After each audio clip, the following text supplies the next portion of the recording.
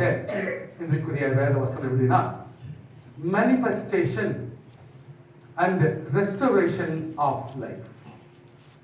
manifestation அப்படின்னு சொன்னா, கர்த்தர் என்னுடைய வாழ்க்கையில என்ன கொடுத்தாரோ, கர்த்தர் என்னை யாராக மாற்றினாரோ, கர்த்தர் என்னை எப்படி இருக்க வேண்டும் என்று தெரிந்து கொண்டாரோ, அந்த தெரிந்து கொள்ளுதலை நான் பலப்படும் பொழுது அந்த பலம் இன்றைக்கு எனக்கும் ஆசீர்வாதமாக, என்னுடைய குடும்பத்துக்கும் ஆசீர்வாதமாக, அல்லது நான் வாழ்கிற ஜனத்திற்கும் ஆசீர்வாதமாக இருக்கத்தக்க ஒரு எடிஃபைடு வாழ்க்கையை நமக்கு கொடுக்கிறது.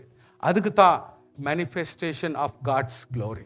கர்த்தருடைய மகிமை எப்பொழுது நம்முடைய வாழ்க்கையிலே பிரகாசிக்கும் என்று சொன்னால், தேவனுடைய ஆசீர்வாதத்தை நாம் பெற்று அதிலே வாழ்ந்து அதிலே பலப்பட்டு மற்றவர்களுக்கு ஆசீர்வாதமாக இருக்க வேண்டும் நாம் நினைத்து வாழும் பொழுது கர்த்தர் நம் மூலமாக தேவனை வெளிப்படுத்த தேவன் உதவி செய்வார். ஸோ இந்த மேனிஃபெஸ்டேஷன் இப்படி இருக்கிறது. இன்னொரு வகையில் சொல்ல போனால் ரெஸ்டோரேஷன் ஆஃப் லைஃப் என்று சொல்லி நான் உங்களுக்கு சொல்லுகிறேன். Restoration of life. What is restoration? நாம் கர்த்தருடைய பிள்ளைகள் என்று ஆண்டு சொன்னார், அதை நாம் காப்பாற்ற வேண்டும். கர்த்தருடைய ரத்தம் நம்மை ஆசீர்வாதமாய் வைத்திருக்கிறது, அது நமக்கு ஜெயம். ஆண்டவருடைய ரத்தம் நமக்கு இருக்குமானால் நாம் கிறிஸ்தவர்களாக ஜெயம் கொண்டு வாழ முடியும் என்பதை ஆண்டவர் வெளிப்படுத்துகிறார். அப்படி ஜெயம் கொண்டு வாழ்வோம் என்றால் வேதனைகள், துக்கங்கள், உலகத்தினுடைய சகல சம்பிரதாயத்திலும் மீறி அவைகள் மத்தியிலையும் வெற்றி வாழ்க்கை நடக்க தேவன் நமக்கு தயவு காட்டுப்படினாலே அந்த ஜெயத்தை கொண்டு ஆண்டவர் நாமத்துக்கென்று மகிமையாய் அவருடைய சித்தம் என்ன, நான் எப்படி வாழ வேண்டும், யாருக்கெல்லாம் பிரயோஜனமா இருக்க வேண்டும், அல்லது என் ஜபத்தினால எத்தனை பேருக்கு ஆசீர்வாதம் வரலாம், அல்லது எங்களுடைய வேண்டுகோளினாலும் அல்லது எங்களுடைய ஜபத்தினுடைய ஆழத்துவத்தினாலும் எதெல்லாம் நீ மீட்டு கொள்ள முடியுமோ அந்த ஒரு காரியத்தை தான் நான் என்ன சொல்றேன், restoration of my life, restoration of others life. இன்னொருத்தருடைய வாழ்க்கையும் நம்முடைய வாழ்க்கையும் நாம் மீட்டு கொள்வது தான் நம்முடைய வாழ்க்கையில் ஒரு முக்கியத்துவமாக இருக்கிறது.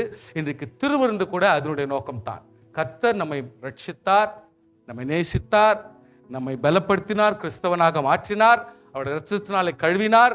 இப்பொழுது நாம் கர்த்தருக்கென்று ஒருவேளை ஏதாவது ஒரு காரியங்களிலே குறைச்சலாயும் விட்டு போய் நாம் இருந்தால் மறுபடியும் புதுப்பித்து கொண்டு கிறிஸ்துவுக்குள் எத்தன்மையான ஜெயமாக வாழ முடியும் என்பதை புதுப்பிக்கிறது தான் இந்த திருவிருந்தினுடைய நாட்களுடைய பிரசங்கங்களாக இருக்கிறது. ஆனபடினாலே இன்றைக்கு அப்படிப்பட்ட manifestation and restoration of life அப்படின்னு என்ற தலைப்பை நீங்கள் மார்க் பண்ணீங்க. நவ் இதுல ரெண்டு காரியத்தை அனுசரிக்கும் பொழுது மூணாவது நமக்கு ஆசீர்வாதம் மாறும். மறுபடியும் சொல்றேன், ரெண்டு காரியத்தை நாம் அனுசரிக்கும் பொழுது மூன்றாவது நமக்கு ஆசீர்வாதம் மாறும். What is that? அந்த முதல் ரெண்டு காரியங்கள் என்ன? ஒன்று, ஆதி காலங்களிலிருந்து ஆண்டவர் நமக்கு தேவன் இரட்சகர், கர்த்தர் வரார், இந்த கர்த்தர் போறார், கர்த்தர் வந்தார், அவர்களோடு வந்தார், இங்க வந்தார், அங்க வந்தார், இப்படி பெண்ணிருந்தோம். ஆனால் இப்படி சொல்லி சொல்லி சொல்லி கடைசியில தேவனை பார்க்கிறதே ஒரு புதிரா மாறி போச்சு. கர்த்தர் என்பதை பார்க்கிறதே ஒரு அர்த்தமில்லாத ஒரு சூழ்நிலை மாறிச்சு. ஒரு காத்து நிற்கிற சூழ்நிலை. கர்த்தர் எப்படி இருப்பார், என்ன போல பாரா, அவர் என்ன போலதான் இருக்குன்னு சொல்லியிருக்கிறார், ஆனாலும் பார்த்தா தானே திருப்தி ஆகும் அப்படின்ற ஒரு சூழ்நிலை வந்துச்சு. அதனால சில நேரத்தில் அன்எக்ஸ்பெக்டடா ஆபிரகாம் மாதிரி ஆட்கள் யாரோ இங்க வந்து உங்களை கூப்பிட்டு, ஐயா வாங்க எங்க வீட்டுல சாப்பிட்டு போங்க சொல்லிட்டு அன்எக்ஸ்பெக்டடா எங்கேயோ வந்து எதிரில் உட்கார்றவங்கள கூப்பிட்டு வீட்டுல சாப்பாடு கொடுக்குற ஸ்டேஜ்ல வந்துச்சு. ஆனா கட்சியில பார்த்தா அவங்க தான் தேவனுடைய அனுப்பப்பட்ட தூதர்கள் என்பதை அப்புறம் தான் அவர் புரிஞ்சுக்கிறாரு. ஆனாலும் நல்ல கவனிங்க, புதிய ஏற்பாட்டினுடைய விளக்கத்தை ஆபிரகாம் வீட்டுக்கிட்டே கர்த்தர் கொடுத்துட்டார். மறுபடியும் நீங்க பாருங்க, கிறிஸ்மஸ் அங்கேயே ஸ்டார்ட் ஆகுது. எப்படி? தேவன் எங்க இருக்கிறார், கர்த்தர் எங்க இருக்கிறார், அவரை எப்படி பார்க்க முடியும் அப்படின்னு விந்தையா இருந்த காலத்துல ஆபிரகாம் தான் வீட்டுக்கு எதிரில் உட்கார்ந்துக்கும் பொழுது தேவ தூதர்கள் வந்து அங்க உட்கார்ந்து இருக்கிறாங்க. இவர்கள் தேவர்கள், தேவன் என்பதே அவங்களுக்கு தெரியல. ஆனால் ஆண்டவருடைய வசனத்தின்படி தட் இஸ் கிறிஸ்மஸ். தேவனாகிய கர்த்தர் தேவ தூதராகவும் தேவனாகவும் அந்த இடத்துல எதிர்க்கு வரார். ஆபிரகாம் அவர்களை கூப்பிட்டு ஒரு மனுஷனாக அங்கீகரித்து, மனுஷனை போல் அவர்கள் சாப்பிட்டு மனுஷரை போல் ஆசீர்வதித்து அவர்கள் போறாங்கன்னா தட் இஸ் ஆக்சுவலி கிறிஸ்மஸ். ஆண்டவராகிய தேவன் மனுஷனாக அந்த இடத்துல ஆபிரகாமுக்கும் தன்னை காட்டி அவங்க வீட்டில் வந்து சாப்பிட்டு ஆசுவத்தோடு அவர் சொல்லிட்டு போறார். ப்ரோக்ராம் என்னன்றதை சொல்லிட்டு போறார்.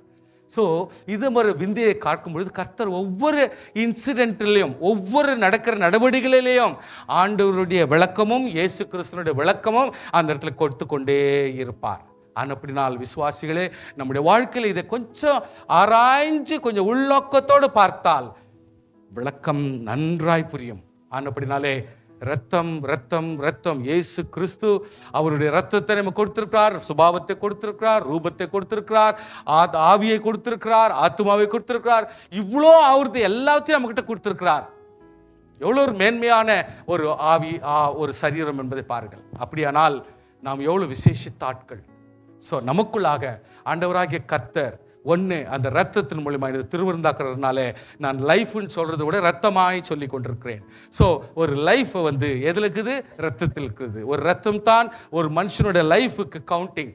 ரத்தத்தில் என்னென்ன பொருட்கள் இருக்க வேண்டுமோ அவைகள் இருந்தால் மட்டுமே இந்த சரீரத்திற்கு அது பிரயோஜனமாய் இருக்கும் என்பதை நீங்கள் உணர்ந்து கொள்ளுங்கள். அப்படினால் உயிர் எதை சார்ந்து இருக்கிறது? ரத்தத்தை சார்ந்து இருக்கிறது. நாம் சாப்பிடுகிற பொருள் அதனுடைய எல்லா விளைவும் ரத்தத்தில் போய் சேர்ந்து விடும். அதனால தான் சுகர் செக் பண்ணும் பொழுது கூட அவங்க ஃபர்ஸ்ட் டைம் ஒரு வாட்டி சாப்பிட சொல்றாங்க. அதுக்கப்புறம் 1.5 hour மினிமம் நீங்க சாப்பிட்டு முடிச்சு 1.5 hourக்கு அப்புறம் மறுபடியும் பிளட் கொடுக்க சொல்றாங்க. ஏன்னா அந்த 1.5 hourக்குள்ள நீங்க சாப்பிட்டு எதுவா இருந்தாலும் அதை ஜீரணாகி அதனுடைய எல்லா என்சைம்ஸ் அதனுடைய எல்லா எனர்ஜியும் ரத்தத்துல போய் கலந்துரும் அப்படின்ற மீனிங் தான் அது. ஸோ ஆனப்படினாலே ஆண்டவராகிய கர்த்தர் இந்த ரத்தம் நமக்கு உயிராக வச்சிருக்கிறார், உயிர் ரத்தமாக வச்சிருக்கிறார். இப்போ கிறிஸ்டியன்ஸ் ஆகிய நாம் நம்முடைய வாழ்க்கையில நம்ம என்ன சொல்றோம்னா, இயேசுவின் ரத்தம். என்னுடைய வாழ்க்கையில ரட்சிக்கப்பட்ட நம்முடைய வாழ்க்கை இயேசுவின் ரத்தம் தான் எனக்கு ஒரு அத்தாட்சி. அந்த இயேசுவின் ரத்தம் எனக்கு இருந்தால் நான் எதிலேயுமே ஜெயிக்கிறவனாய் இருப்பேன் என்று சொல்லி நீங்கள் புரிந்து கொள்ள. அந்த ரத்தம் நமக்குள் இருந்தால் நம்மை மீட்டெடுக்குவார், அவர் நம்மை காப்பாற்றுவார். இரண்டாவதாக எப்பேற்பட்ட வேதனை எப்பேற்பட்ட நோய் இருந்தாலும் அவர் நம்மை காப்பாற்றி அட்டோன்மெண்ட்னா பாவத்திலிருந்து விடுதலை, தேவையில்லாத காரியத்தில் விடுதலை, எதெல்லாம் விட வேண்டுமோ விட்டு கர்த்தருக்குள்ளாய் பலப்பட்டால் ஆண்டவராகிய கர்த்தர் நமக்கு ஒரு அடையாளத்தை கொடுக்கிறார். என்னது? நாம் கர்த்தருடைய பிள்ளைகள், நாம் ரட்சிக்கப்பட்ட பிள்ளைகள், ரத்தத்தினால் கழுவப்பட்ட பிள்ளைகள். ஸோ இவர்கள் அபிஷேகம் பண்ணப்பட்ட பிள்ளைகள், ஆவியை பெற்ற கர்த்தருடைய பிள்ளைகள். இந்த சைன் அடையாளம் SIGN அந்த அடையாளத்தை கொடுத்து நமக்கு ஆத்மா சரீரம் ஆவி இது மூணுத்தையும் பிளேம்லெஸ் ஆய் கர்த்தர் மாற்றுகிறார். நம்பர் 2 கிறிஸ்தவ அன்பு. இயேசு கிறிஸ்து ரத்தத்தை பார்த்தோம், கிறிஸ்தவ அன்பு. கிறிஸ்தவ அன்பு இருந்தால் ஜீவனுள்ள அந்த அன்பு ஜீவனுள்ள நதியாக ஓட வேண்டும். கிறிஸ்துவனுடைய மகிமை அவருடைய அன்பும் அவருடைய நேசம் நமக்குள் இருந்தால் நாம் அற்புதமான ஒரு ஸ்வரூபிகளாக, நாம் ஆசீர்வாதங்களாக கர்த்தர் நம்ம மாற்றி விடுவார். அப்பொழுது தேவனுடைய அன்பு நமக்குள் இருந்தால் நாம் எப்பொழுதுமே சுரக்கிற சந்தோஷமாகவும், சுரக்கிற ஆறுதலாகவும், சுரக்கிற மகிமையாகவும், சுரக்கிற ஆவியாகவும், சுரக்கிற ஜெபமாகவும், சுரக்கிற உபவாசமாகவும், சுரக்கிற வெற்றியாகவும் கர்த்தர் நம்மை மாற்ற முடியும். ஆமென். மூணாவதாக நான் என்ன சொல்றேன்னா manifestation. What is that manifestation? நான் சொன்னது போல இப்போ ஒரு கம்ப்யூட்டர்னு சொன்னா அது கம்ப்யூட்டரா இருந்துட்டா பிரயோஜனம் இல்லை. அந்த கம்ப்யூட்டர் செய்ய வேண்டிய வேலை செய்யறதுனால தான் அதுக்கு ஒரு மேன்மை. அதுபோல ஒரு விசுவாசி என்று சொன்னால் விசுவாசிக்கு ஏற்ற செயலை செய்ய ஆரம்பித்து விடுவேன். இன்றைக்கு அதுக்கு ஒரு எக்ஸாம்பிள் நான் கொடுக்குறேன். அதை வச்சு பிரமாதமான ஒரு எடுத்துக்காட்டை நம்ம படிக்க போகிறோம். ஸோ இதுதான் ஒரு மெசேஜ், இன்றைக்கு சொல்கிற மெசேஜினுடைய ஒரு சாராம்சத்தை நான் 2 காரியம். ஒன்று இயேசுவின் ரத்தம், இன்னொன்று இயேசுவின் அன்பு. இது 2 இருந்துட்டா நாம் மேனிஃபெஸ்டேஷன், நாம் எதை செய்கிறோமோ எதை நம்ம சொல்கிறோமோ அதை செய்து தீர்க்க தேவன் நமக்கு உதவி செய்வார், ஜெயத்மாக நமக்கு செய்ய கிருபை செய்கிறார். ஆனப்படினால் கர்த்தருடைய பிள்ளைகளே, இன்றைக்கு நம்ம மெசேஜ் ஆரம்பிப்போம். முதலாவதாக பிளட் குறித்து தானே காரியங்கள். லெவிட்டிகஸ், லேவியராகமம், ಯಾಜಕ ಕಾಂಡ 17ನೇ ಅಧ್ಯಾಯದ 11ನೇ ವಚನ ಓದಿ ಪಡಿಯುங்கள். 17ನೇ ಅಧ್ಯಾಯದ 11ನೇ ವಚನ.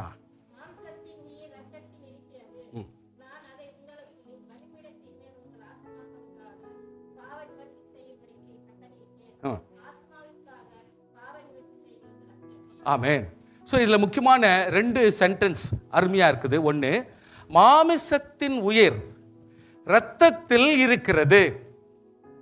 ஸோ சயின்டிஃபிக்காகவும் பாருங்க, டெக்னிக்கலாகவும் பாருங்க, எந்த சரீர பிரகாரமாகவும் சிந்திக்கும் பொழுதால், இவ்வளோ நாள் நம்ம டெஸ்ட் பண்ணுறதுலையும் நமக்கு எல்லா வித பிளட் டெஸ்ட்டும் எடுக்கிறனாலும் நம்முடைய கோட்பாடுகள் பிரகாரம் மாமிசத்தின் உயிர் இரத்தத்தில் இருக்கிறது. சில நேரத்தில் ரத்தம் குறைவா இருக்குதுன்னு சொல்லுவாங்க. அப்படின்னா என்ன அர்த்தம்? தண்ணியா ஓடி இருக்குதுன்னு அர்த்தம். கண்டென்ட் இல்லைன்னு அர்த்தம். ஓடலைன்னா நம்மெல்லாம் அங்கங்க நம்னஸ் வந்துடும், அங்கங்க வீங்கிக்கும், பிரச்சனை ஆயிடும். ஃப்ளோ இருக்குது, தண்ணியா போயின்னுக்குது. ஆனால் அதில் கண்டென்ட் இல்லை. ரெட் பிளட் கார்பசல்ஸ் இவ்வளோ லட்சம் இருக்கணும், ஒயிட் பிளட் கார்பசல்ஸ் இவ்வளோ இருக்கணும். அவங்களாம் போர் சேவகர்கள். ஒயிட் பிளட் கார்பசல்ஸ் இவ்வளோ பேரும் அந்த இடத்துல உள்ள அங்கமாக இருந்தால் மட்டும்தான் அது ஒரு பிளட்ன்னு சொன்னால் அதுக்கு உயிர் என்ற அர்த்தம் வரும். அதனுடைய கண்டென்ட் இல்லைன்னா அதுக்கு உயிரும் இல்லை, சக்தியும் இல்லைன்றது அர்த்தம் ஆயிடும். அதுதான் ஆண்டவர் என்ன சொல்றாரு, ஆத்மாவிற்கு ஃபர்ஸ்ட் மாமிசத்தின் உயிர் ரத்தத்தில் இருக்கிறதுன்றதை நம்ம புரிஞ்சுக்கணும். ஆனா இங்க ஆத்மாவிற்காக பாவ நிவர்த்தி செய்யறது எதுனா ரத்தம் மட்டுமா. இந்த 2 ஸ்டேட்மெண்ட் நம்முடைய வாழ்க்கையில இன்னும் கொஞ்சம் நம்ம அர்த்தமா புரிஞ்சுக்கணும். ரத்தத்தில் இருக்க வேண்டியது உயிர். உயிர்ல இருக்குது, நம்ம உயிர் இருக்குதுன்னா அது எது சார்ந்து இருக்குது? ரத்தம். 2வது பாயிண்ட் இதுல என்ன படிக்கிறோம்னா, ஆவிக்குரிய பாயிண்ட்டை படிக்கிறோம். என்ன ஆவிக்குரிய பாயிண்ட்? ஆத்மாவிற்காக பாவ நிவர்த்தி செய்யறது ரத்தமே. அது அந்த ரத்தம் இயேசுவின் ரத்தம். ஒன்று சரீர பிரகார ரத்தத்தை பார்க்குறோங்க, 2வது ஆத்மீயமான ரத்தம் பார்க்குறோம். ஸோ சரீர பிரகார ரத்தம் உங்களுக்கு நல்லா புரியுது. ஆனால் ஆவிக்குரிய ரத்தம் எப்படின்னா, இந்த ஆத்மாவை மீட்டெடுக்கணும், இல்லை பாவத்தை நிவர்த்தி செய்யணும்னா அது இயேசுவின் ரத்தம் மட்டுமே என்பதை நம்ம ஞாபகப்படுத்திங்க. Number 1 point. நம்பர் 2, ಯಾತ್ರಾಗಮಂ ವಿಮೋಚನ ಕಾಂಡ 12ನೇ ಅಧ್ಯಾಯ 13ನೇ ವಚನ ಓದಿ. ವಿಮೋಚನ ಕಾಂಡ 12ನೇ ಅಧ್ಯಾಯ 13ನೇ ವಚನ.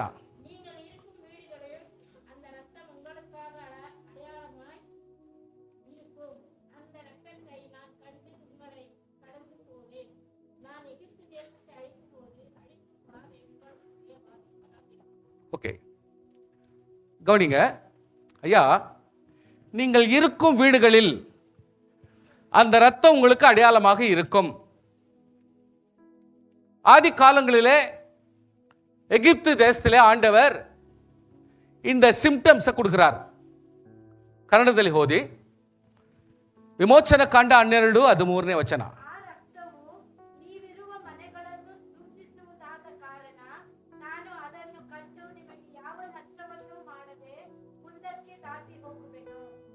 Thank you. அர்த்த ಮಾಡ್ಕೊಳ್ಳಿ. நீங்கள் இருக்கும் வீடுகளில் அந்த ரத்தம் உங்களுக்கு அடையாளமாக இருக்கும். ஸோ ஃபர்ஸ்ட் நம்ம வசனத்தில் படித்தோம், உயிர்னு சொன்னால் அதுக்கு ரத்தம் தான் காரணம்னு வந்துச்சு. 2வது நம்ம கிட்ட இருக்கிற ஆத்மா, அது தேவனை சம்பந்தப்பட்டது. இந்த உயிர் இந்த உலகத்துக்கு போக வேண்டியது. இந்த உலகத்துக்கு போக வேண்டிய உயிரில் கர்த்தர் ஆத்மா கொடுத்திருக்கிறார். இந்த 2த்துக்கும் மத்தியத்தில் சிபார்சா இல்லை மீடியேட்டரா நிற்கிறது வந்து இயேசுவின் ரத்தம். இந்த இயேசுவின் ரத்தம் வந்து சீர்படணும், பலப்படணும், அது சரிப்படணும்னா இயேசுவின் ரத்தம் மட்டுமே அந்த ஆத்மாவை பலப்படுத்த முடியும், அல்லது அந்த ஆவியை கர்த்தர் சீர்படுத்த முடியும். இப்படிப்பட்ட ஒரு காரியத்தை குறித்து இப்போ 2வது வசனத்தில் இப்போ நான் படிச்சிருக்கிறோம். என்னன்னா, நீங்கள் இருக்கும் வீடுகளில் அந்த ரத்தம் உங்களுக்கு அடையாளமாக இருக்கும். இப்போ அன்னைக்கு எகிப்து தேசத்தில் இது சொல்லப்பட்டது. இன்றைக்கு புதிய ஏற்பாட்டிலே மைசேவேர் சர்ச்சில் ஆண்டவர் இதை எப்படி சொல்லுகிறார் என்றால், சரீரமாகிய இந்த வீட்டுக்கு, ஆவியாகிய இந்த வீட்டிற்கு, இதில் குடிக்கொள்ளுகிற நீங்களே தேவாலயங்கள் என்று சொல்லுகிற அந்த கர்த்தருடைய நாமத்தினால இந்த வீட்டுக்குள்ளே உங்களுக்கு அடையாளமாய் இருக்கக்கூடியது என்னவென்றால் அந்த ரத்தம் மாத்திரம். ஸோ இந்த வீடுக்குள்ளே ஆண்டவர் இப்போ வந்து என்னை பார்த்தார்னா என்கிட்ட ஒரு அடையாளத்தை பார்க்குறாரு. அந்த அடையாளம் என்னன்னா, இயேசுவின் ரத்தத்தினால் கழுவப்பட்டோம். கரங்களை தட்டி ஸ்தோத்திரம் பண்ணுங்க. அப்போ ஆண்டவர் என்ன பண்றாரு, இந்த வசனம் என்ன சொல்லுதுன்னா, அந்த ரத்தத்தை நான் கண்டு. அப்போ ஆண்டவர் நம்மிலே இயேசுவின் ரத்தத்தை காண வேண்டும். இயேசுவின் ரத்தத்தினால் கழுவப்பட்டவராக நாம் ஆண்டவருடைய பார்வை வந்து வரும் பொழுது நான் காணப்பட வேண்டும்.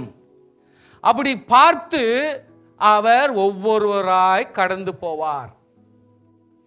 நான் எகிப்து தேசத்தை அழிக்கும் பொழுது, இன் கேஸ் உலகத்தானே நான் கண்டிக்கும் பொழுது, அல்லது உலகத்தை நான் சீர்படுத்தும் பொழுது, அல்ல உலகத்தினுடைய சூழ்நிலைகளாம் நான் அலசரிக்கும் பொழுது, அழிக்கும் வாதை, அந்த வேதனை, அந்த துக்கம் உங்க வீட்டுக்கு வராது. கரங்களை வைத்து ஸ்தோத்திரம் பண்ணுங்க.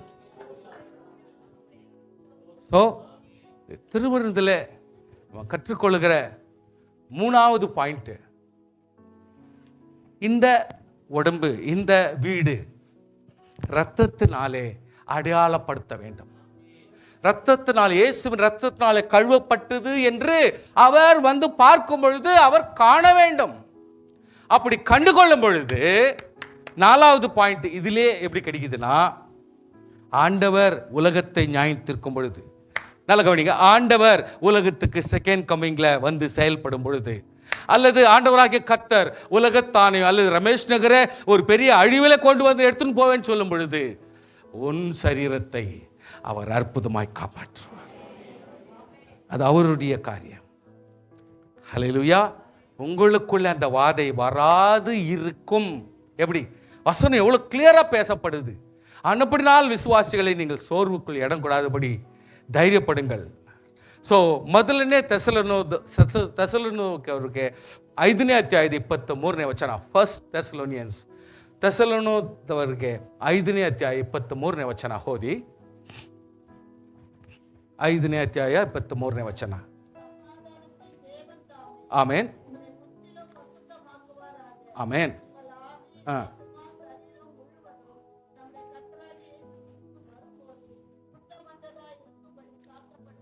ஸோ த சிஸ்டம், ஒரு ஊழியக்காரர் ஆகட்டும், அல்லது நம்ம ஒரு பெற்றோர் ஆகட்டும், அல்லது ஒரு நல்ல பலப்பட்டவர்கள் ஆகட்டும், அவங்க என்ன செய்யணும், என்ன சொல்லணும், என்ன சரிப்படுத்தணும்னு சொன்னா, ஆண்டவராகிய கர்த்தர் உங்கள் ஆவி, ஆத்துமா, சரீரம்ன்றது நம்ம கிட்ட ஒரு கஸ்டடியா கொடுத்துருக்கிறார். ஒரு பேங்க்ல அக்கௌண்ட் வச்சிருக்கோம்னா இவ்வளவு பணம்னு போட்டிருக்கோம், அந்த பணத்தினுடைய வேல்யூ அப்படின்ற பாருங்க. அந்த மாதிரி இந்த உடம்புல என்ன வேல்யூனா, ஆவி, ஆத்துமா, சரீரம், இந்த 3 காரியம் தான் சொத்தாக இந்த உடம்புல உட்கார்ந்து இருக்குது. அது தேவனுடைய ஆவியினாலும் ரத்தத்தினால் கழுவப்பட்டு சுத்தமாக்கப்பட்ட அடையாளமாக இருக்குதுன்னு வச்சுங்களேன். இதை வந்து இயேசு கிறிஸ்து வரும் பொழுது வெறும் இப்ப வந்துட்டு போயிடுறாரு அப்படின்றது இல்லை.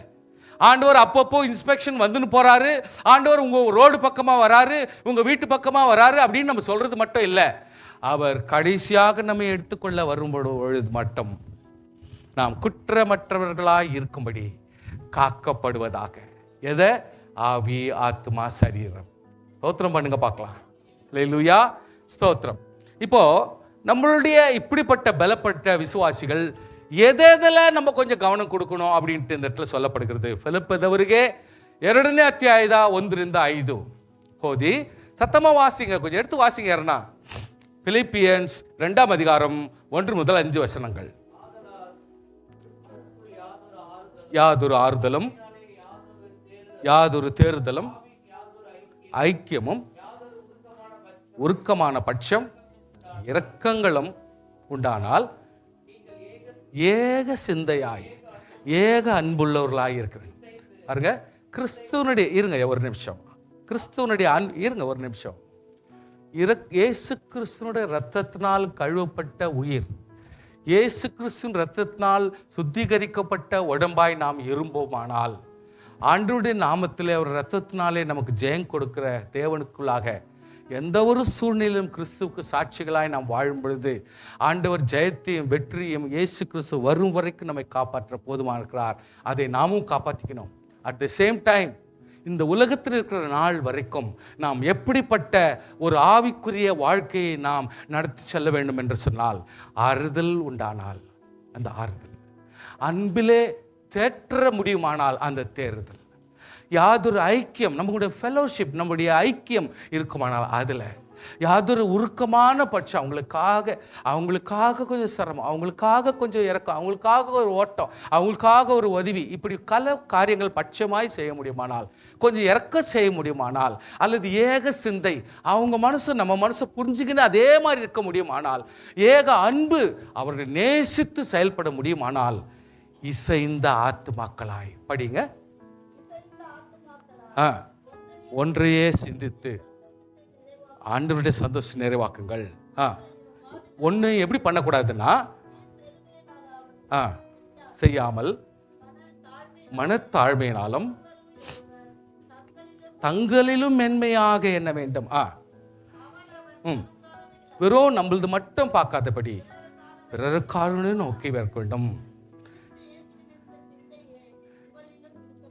அல்டிமேட்டா கடைசியா என்ன சொல்லிட்டாங்கன்னா, கிறிஸ்து இயேசு கிட்ட இருக்கிற அதே எண்ணம் நம்ம கிட்ட இருக்கணும்னு சொல்லிட்டு பொதுவா சொல்லி முடிச்சிடுறாங்க. பவுல் அப்போஸ்தலன் அவ்வளவு அழகா சொல்லி முடிக்கிறாரு. கர்த்தருக்கு ஸ்தோத்திரம். இப்பொழுது அன்பை குறித்து கொஞ்சம் பார்க்கலாம். கர்த்தருடைய அன்பை குறித்து பார்க்கலாம்.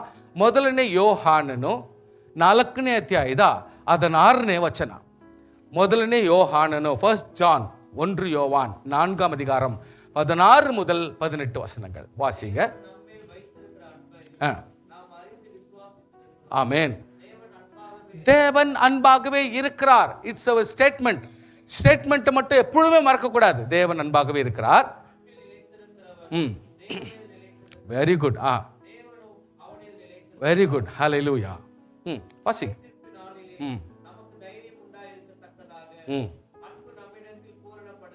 ஆமென். ஆமென். ஐயா கொஞ்சம் ஸ்டாப் பண்ணுங்க. இந்த வசனம் என்ன சொல்லுதுன்னா, அவர் இருக்கிற பிரகாரமாகவே நாமும் இவ்வுலகத்தில் இருக்கிறோம் என்கிற அந்த ஒரு கோட்பாடை நாம் எப்பொழுதுமே மறக்கக்கூடாது என்பதை இந்த இடத்துல ஞாபகப்படுத்துகிறார். அன்பிலே பயமில்லை, அன்பு தள்ளும். ஆமென். அதனால பயத்துக்கு இடம் கொடுக்க வேண்டாம். பயம் பூர்ண கிறிஸ்து, அதாவது ஒருத்தரை நேசிக்கணும் அல்லது தேவனை நேசிக்கணும் அப்படின்னு சொன்னா அது நமக்கு இடைஞ்சலா மாறிடும். அதனால தான் கிறிஸ்துவின் மேல அன்பா இருந்துட்டா பயம் என்று நம்ம கிட்ட இருந்து ஓடி போயிடணும். அதனால கர்த்தர் நமக்கு தயவு செய்வார். ஸோ இப்படி தேவ அன்பு இருந்தால் ஒரு ரிவர்ஸ் ஆஃப் லிவிங் வாட்டர், ஹல்லேலூயா, எப்படி நம்ம ஆசீர்வாதமா கர்த்தர் நமக்கு செய்கிறார் என்பதை யோவான் 7ஆம் அதிகாரம் 37-38, யோவானனு 7ನೇ ಅಧ್ಯಾಯ 37-38ನೇ ವಚನ. John chapter 7, 37, 38 verse.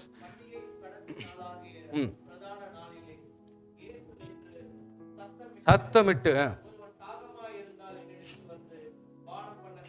ஆமென். ஆமென். ஆமென். ஜீவ தண்ணீருள்ள நதிகள் ஓடும். ஒரு ஆவிக்குரிய கர்த்தருடைய பிள்ளைகளுடைய வாழ்க்கையிலே, ஒரு இரத்தத்தினாலே தோய்க்கப்பட்ட கர்த்தருடைய பிள்ளைகளுடைய வாழ்க்கையிலே, இயேசுவின் இரத்தத்தினாலே ஆவி ஆத்துமா சரீரத்தை அங்கமாக மாற்றிக்கொண்ட கர்த்தருடைய பிள்ளைகளுடைய வாழ்க்கை எப்பொழுதுமே ஒரு ஜீவ தண்ணீருள்ள, அதாவது உள்ளத்திலிருந்து ஜீவ தண்ணீருள்ள நதிகள் ஓடத்தக்கதாய், அது நிற்கிறது இல்லை, நம்மிலிருந்து பலருக்கு ஆசீர்வாதமாய் ஓடத்தக்க ஒரு ஜீவ நதியாய் கர்த்தர் மாற்றுறார் என்பதை கர்த்தருக்குள் தைரியப்படுவோம். ஹல்லேலூயா. அதாவது ஒரு சீக்ரெட் ஆஃப் காட்லினஸ் உங்களோடு நான் சொல்கிறேன். 1 தீமோத்தேயு 3ஆம் அதிகாரம் 16ஆம் ವಚನ. ಮೊದಲನೇ ತೀಮೋಥೆಯನಿಗೆ 3ನೇ ಅಧ್ಯಾಯದ 16ನೇ ವಚನ ಓದಿ.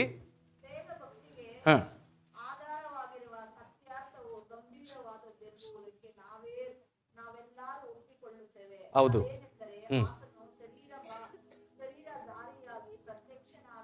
Okay okay.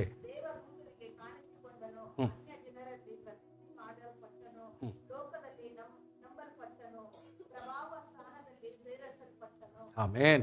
தமிழ்ல வாசிங்க.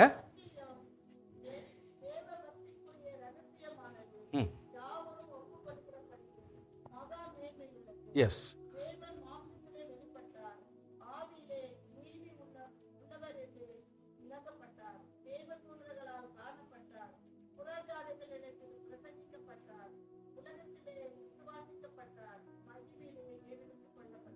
ஸோ நமக்கு ஒரு ஒரு பேராமீட்டர்ஸ், அதாவது ஒரு ப்ராஜெக்டினுடைய அவுட்லைன் கொடுக்குறாரு. நம்ம இப்படி தான் வாழணும், உலகத்தினுடைய நம்முடைய ரூல்ஸ் அண்ட் ரெகுலேஷன் கோட்பாடுகள்லாம் இந்த பேஸ்மெண்ட்டில் தான் இருக்கணும்னு சொல்லிட்டு நமக்கு ஒரு ஒரு ஒரு தலைப்பு செய்திகளை நமக்கு கொடுக்குறாரு. எப்படி கொடுக்குறாருன்னா, தேவ பக்தினா என்ன, தெய்வ பக்தி, தேவனுடைய ஆவிக்குரிய வாழ்க்கை அப்படின்னா என்ன அப்படின்றது இந்த இடத்துல சொல்றது. அது மகா மேன்மையானதான். அது எப்படிப்பட்டது? மகா மேன்மையான உன்னதமான காரியம். அது எப்படிப்பட்டதுன்னு சொன்னா, எப்படி அவர் ஃபார்மேட் கொடுக்குறாரு, இயேசு கிறிஸ்து எப்படிப்பட்ட ஃபார்மேட்ல தேவபக்தியை வெளிப்படுத்துறார். தேவன் மாமிசத்தில் வெளிப்பட்டார். இப்போ நம்ம மாமிசத்தில் தான் இருக்கிறோம். தேவன் மாமிசத்தில் வெளிப்பட்டார், நம்மளும் இப்போ மாமிசத்தில் தான் இருக்கிறோம். நம்பர் 2, ஆவியிலே நீதி உள்ளவர் என்று விளங்கப்பட்டார். இப்போ நம்மளும் ஆவிக்குரிய சரீர பிரகாரமான பிள்ளைங்களா இருந்தாலும் ஆவியின் அபிஷேகத்தை பெற்றபடினாலே ஆவியினாலே மற்றவர்களை விட நீதி உள்ளவர்களாகும். ஜெபிக்கிறவர்கள், துதிக்கிறவர்கள், ஆராதிக்கிறவர்கள், அவர்கள் உண்மையானவர்கள், அவர்கள் தாழ்மை உள்ளவர்கள், அவர்கள் நேர்மையானவர்கள், அவர்கள் சந்தோஷமானவர்கள். பாருங்க, அந்த ஆவிக்குரிய சிம்டம்ஸ் நம்ம கிட்ட கொடுக்குறாங்க. இயேசு கிறிஸ்து அப்படிதான் வந்தாராம், நம்ம அப்படிதான் இருக்கிறோம். 3வது, தேவதூதர்களாய் காணப்பட்டார். இன்னைக்கு நம்ம ஆவியில் இன்னும் கொஞ்சம் பலப்பட்டா நம்ம தேவதூதர் நம்ம கூட நடமாடுறதை நீங்க பார்க்கலாம். ஒருவேளை ஆவியில நீங்க காணலாம். கர்த்தர் ஒருவேளை ஆண்டவர் ஆவியாகவும் தேவதூதனாகவும் ஒருவேளை உங்ககிட்ட நிக்கலாம், யாருக்கு தெரியும். சோ கர்த்தருடைய பிள்ளைகளை எப்படியாகிலும் கர்த்தர் உங்களோடு செயல்பட முடியும். அப்படிப்பட்ட சூழ்நிலை வந்தால் கர்த்தர் நிச்சயமாய் தேவதூதர்கள் இயேசு கிறிஸ்துவுக்கு அந்த 40 நாள் உபவாசமான பிறகு ஒரு பணிவிடை செய்தால், உதவி செய்தார்களாம், ஹெல்ப்ஃபுல்லா வந்தாங்களாம். அந்த மாதிரி ஒருவேளை உங்க சூழ்நிலை இருந்தால் அதை அவர் கூட செயல்படுவார் என்பதை மறந்து போக வேண்டாம். 4வதாக, புறஜாதிகளில் பிரசங்கப்பட்டார். புறஜாதிகளுக்கு நம்ம போய் பிரசங்கம் பண்ண முடியாது சார். அந்த காலத்தில் இந்த மாதிரி இப்போ போய் நம்ம பிரசங்கிக்க பண்ண முடியாது. ஆனா அவங்க நம்மளை குறித்து பிரசங்கிக்குவாங்க. ஐயா, புறஜாதிகள் மத்தியில பிரசங்கிக்கப்படுவாங்க, நீங்க போய் பிரசங்கம் பண்ண மாட்டீங்க. இப்பெல்லாம் அவர்கள் பிரசங்கிப்பாங்க. அவங்களுடைய ஜெபம் பாத்தியா, அவங்களுடைய துதி பாத்தியா, எவ்வளவு வைராக்கியமா சோத்திரம் பண்றாங்க பாத்தீங்களா, எவ்வளவு அழகா உட்காந்து நல்லா படிச்சுட்டு போறாங்க பாத்தியா. வெக்கப்படாம உலகத்துல யாரும் எந்த ஒரு கீதையோ எந்த ஒரு அத்தையும் கையை தூக்கின்னு போகணும் கிடையாது. ஆனால் கிறிஸ்தவர்கள் உலகம் முழுவதிலும் பைபிள் தூக்கின்னு திரியிறாங்க, எல்லாரும் பாயிண்ட்ல வச்சுக்கிறாங்க, எல்லாம் பண்ணிக்கிறாங்க. அவங்க ஒரு அமைதியா இருக்கிறாங்க, பிரச்சனையில மாறிட்டாங்க. ஐயோ, குடிய விட்டான்பா, அவன் இதை விட்டான்பா, அதை விட்டான்பா. நீங்க பிரசங்கம் பண்ண வேண்டிய அவசியம் இல்லை. உங்களை குறித்து அவங்க பிரசங்கம் பண்ணுவாங்க. உலகத்தார் உங்களை குறித்து பிரசங்கம் பண்ற காலம் வந்துடுச்சேயா. உலகத்திலே விசுவாசிக்கப்பட்டார், ஜனங்கள் நம்புவாங்க. கிறிஸ்தவர்கள் நமக்காக ஜெபிக்கிறவர்கள், கிறிஸ்தவர்கள் என்றா நம்மை ஆசீர்வதிக்கிறவர்கள். எங்க பார்த்தாலும் அவங்க தான் போயிட்டு ஆசீர்வாதம் கொடுக்குறாங்களாம், அங்க போய் உதவி செய்றாங்களாம், சாப்பாடு போடுறாங்களாம். அதனால தான் இன்றைக்கு ரூல்ஸே மாறுது. சோறு போட்டு இவங்களை கேட்ச் பண்றாங்க, துணியை கொடுத்து கேட்ச் பண்றாங்க, இத்த கொடுத்து கேட்ச் பண்றாங்க அப்படின்னு சொல்றாங்க. ஆனால் ஆதி காலங்களில் ஹாஸ்பிட்டல்ஸையும் நர்சிங் ஹோம்ஸையும் எஜுகேஷன் இன்ஸ்டிடியூஷன் யாரும் பண்ணாத காலத்தில் ஆரம்பிச்ச பொழுது அது எல்லாருக்குமே தேவைப்பட்டது. இன்றைக்கு கூட ஒரு சும்மா ரட்சிக்கப்பட்டு ஒரு வாய் வயிற்று சாப்பாடு சாப்பிட்றவன் 2 வாய் சாப்பாடு இல்லை, 2 வேளை சாப்பாடு இல்லாதவன் கூட அவங்க என்னன்றாரு, என் ஆண்டவராகிய இயேசு கிறிஸ்து என்னை காப்பாற்றினார், உங்களையும் காப்பாற்றுவார் என்று அவர் ரோட்ல பிரசங்கம் பண்ணி திரிகிறார். ஹல்லேலூயா. சைக்கிள்ல போறாரு, ஆனாலும் அவர் என்னன்றாரு, இறங்கி போயிட்டு ஆண்டவர் உன்னை காப்பாற்றுவார்ன்றாரு. எங்கிருந்து வருது அந்த உள்ளம்? ஏன்? ஜெபிக்கிறதுனால, அவர் துதிக்கிறதுனால, கர்த்தருடைய அன்பு அவர்கிட்ட இருக்கிறதுனால அவர் என்ன பண்றாரு, அவர்கிட்ட ஒன்னே இல்லைனாலும் அந்த அன்பு வெளிப்படுத்துறாரு அவர். ஸோ அதனால உலகத்திலே நாம் விசுவாசிக்கப்படுகிறோம். கடைசியா விசுவாசியே, ஆண்டவராக இயேசு கிறிஸ்து மகிமையிலே ஏறெடுத்து கொள்ளப்பட்டார்னா நம்மை கண்டிப்பாக இன்னைக்கு நாளைக்கு ஒவ்வொரு நாளிலும் ஒவ்வொரு மேன்மையான காரியத்தினாலே நாம் மேன்மை உள்ளவர்களாக மகிமைப்பட்டு கொண்டிருக்கிறோம் என்பதை நீங்கள் மறந்து போக வேண்டாம். உங்கள் வீடுகளில் ஜெபித்து, உங்கள் குடும்பங்களை உபாசித்து, உங்கள் வீடுகளில் உங்கள் பிள்ளைகள் மத்தியிலும் உங்களுடைய பெற்றோர்கள் மத்தியிலும் சின்ன சின்ன பெரிய பெரிய காரியங்கள் மத்தியிலும் ஜெபித்து ஆண்டவர் மகிமைப்படுகிறதை நாம் குடும்பத்திலே பார்த்து கொண்டே இருக்கிறோம். ஒவ்வொரு நாளும் அற்புதங்கள் நடந்து கொண்டிருக்கிறது. ஒவ்வொரு நாளும் தேவன் ஆசீர்வாதங்களை கொடுத்து கொண்டிருக்கிறார். ஒவ்வொரு நாளும் ஏதோ வித்தியாசத்தை கொடுத்து கொண்டிருக்கிறார். நேற்றுக்கும் இன்றுக்கும் வித்தியாசம் கர்த்தர் கொடுத்தார். போன மாதத்துக்கு இந்த மாசத்துக்கு கர்த்தர் வித்தியாசத்தை கொடுத்தார். போன வருடத்துக்கும் இந்த வருடத்துக்கு கர்த்தர் வித்தியாசத்தை கொடுத்தார். நம்முடைய பிள்ளைகளிலும் பெற்றோர்களிலும் நம்முடைய பணத்திலும் நம்முடைய செல்வாக்கிலும் எல்லாவற்றிலும் கர்த்தர் வித்தியாசத்தை பார்க்க தேவன் நமக்கு உதவி செய்தார். இது எதனுடைய அர்த்தம்? தேவன் நம்மை மகிமைப்படுத்துகிறார். தேவன் நம்மை மகிமைப்படுத்துகிறார் என்பதை நீங்கள் மறந்து போக வேண்டாம். சோர்வுக்கு இடம் கொடுக்க வேண்டாம். ஹல்லேலூயா, ஸ்தோத்திரம் ஸ்தோத்திரம். ஒரே ஒரு எடுத்துக்காட்டு உங்களுக்கு நான் சொல்லி கடைசியாக என்னுடைய பிரசங்கத்தை நான் முடிக்க ஆசைப்படுகிறேன். நம்முடைய வாழ்க்கையிலே தேவன் இருக்கிறார். தேவன் நம்முடைய குடும்பத்தில் இருக்கிறார். தேவன் என்னை ரட்சித்தார். என்னுடைய உயிர் இரத்தத்தில் இருக்கிறது. அந்த இரத்தத்தை இயேசுவானவர் என்னை பலப்படுத்தினார். அந்த இரத்தத்தினால கழுவப்பட்டவன், கர்த்தருக்காக நான் வாழ்கிறவன் என்று சொல்லுகிற சாட்சி நமக்குள் இருக்குமானால் அந்த சாட்சி மட்டுமே இன்னொருத்தரை ரட்சிக்க முடியும். அந்த சாட்சி மட்டுமே இன்னொருவருக்கு சாட்சியாக சொல்ல முடியும். அந்த சாட்சி மட்டுமே இன்னொருத்தர் நம்மை குறித்து பிரசங்கம் பண்ற அளவுக்கு கர்த்தரை பலப்படுத்த முடியும். அதுக்குரிய ஒரு எக்ஸாம்பிள் இந்த இடத்துல நான் சொல்லுகிறேன். அப்போஸ்தலர் 16ஆம் அதிகாரம் 16ஆம் வசனத்திலிருந்து 2 ಕಾರ್ಯಗಳು. ಅಪೊಸ್ತಲ ಕೃತ್ಯಗಳು 16ನೇ ಅಧ್ಯಾಯದ 16ನೇ ವಚನ ಓದಿ. வாசிங்க. எனக்கு சத்தமா வாசிங்களே.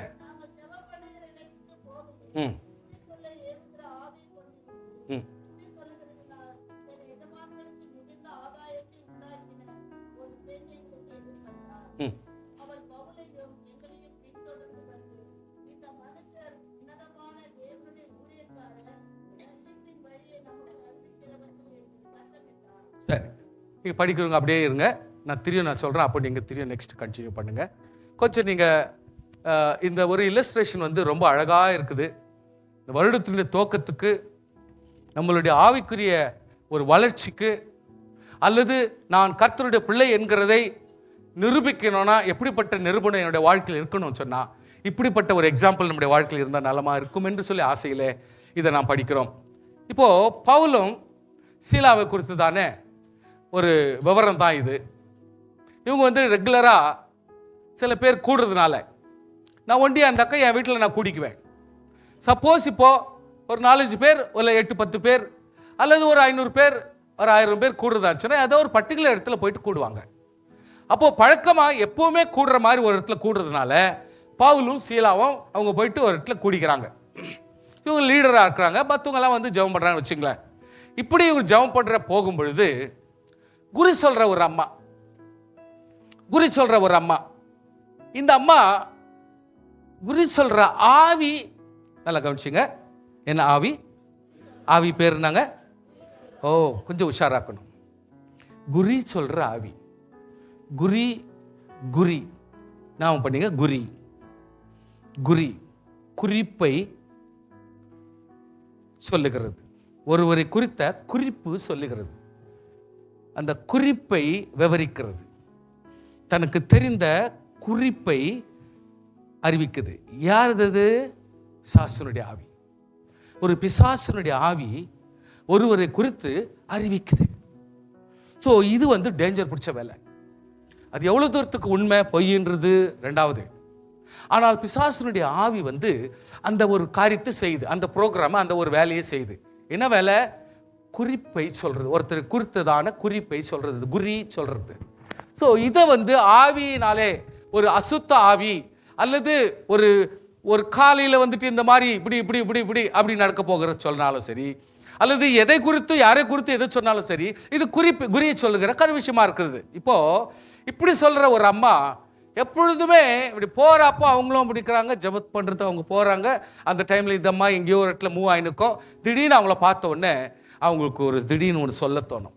யோசிங்க, உங்களுக்கு ஞாபகமா உங்களுடைய லைஃப்ல நீங்க எப்படின்னா அப்படி போயிருந்தீங்கன்னா, ஒரு அசுத்தாவி இல்ல அசுத்தாவி பிடிச்ச ஒரு மனுஷர் அப்படி போகும் பொழுது நீங்க அப்படி பாஸ் ஆனீங்கன்னா, அந்த ஆவி கிளீனா உங்களை ஐடென்டிஃபை பண்ணிக்கும். Because he knows. அந்த பிசாசுக்கு உங்களை குறிச்சுதான ஒரு ஆவி தெரியும். அப்போ உங்களை என்ன ஐடென்டிஃபை பண்ணிக்கும்? இவங்கெல்லாம் ஜெபிக்கிறவங்க, இவங்கெல்லாம் ஸ்தோத்திரம் பண்றவங்க, இவங்கெல்லாம் நல்லவங்க, இவங்கெல்லாம் உண்மையா வாழ்றவங்க. நம்ம வாழ்க்கைய அப்படியே அலசிடும். பிசாசுக்கு அதை செய்யவும் தெரியும், நீ யாருன்றதும் தெரியும். ஆமென். அதான் கவனிங்க, அது நீ யார் என்பது தெரியும், நீ எப்படிப்பட்டவன்னு தெரியும்.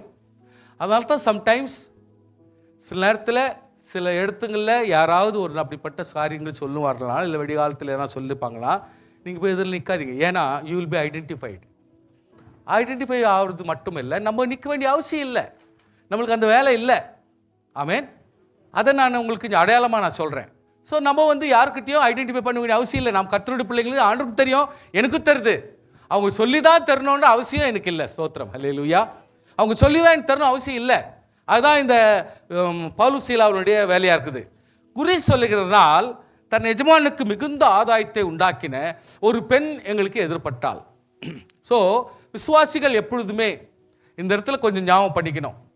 அதாவது சில நேரத்தில் இந்த உலகத்தில் இப்போது அப்படிப்பட்ட காரியங்கள் அந்த காலத்துலேருந்தே நடக்கிறதுனால தான் ஆண்டவர் அதை தெளிவாக சொன்னார். இதிலெல்லாம் நீங்கள் இன்வால்வ் ஆகிக்காதீங்க, அப்படி குறி கேட்காதீங்க.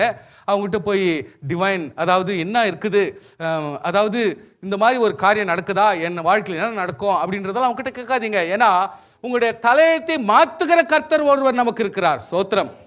நம்முடைய சூழ்நிலையை மாற்றுகிற கர்த்தர் ஒருவர் இருக்கிறார். என்ன நடக்க போகுதுன்னு அவங்க சொல்றது நம்முடைய வாழ்க்கை நடக்கணும் அவசியம் இல்லை. நாம் இயேசுவின் ரத்தத்தினால் கழுவப்பட்டவர்கள். நான் இந்த பெண்ணு தப்பா ஒன்றும் சொல்லில்லை. மறுபடியும் உங்களுக்கு ஞாபகப்படுத்துறேன், இந்த அம்மா எதுவும் தப்பா சொல்லலை.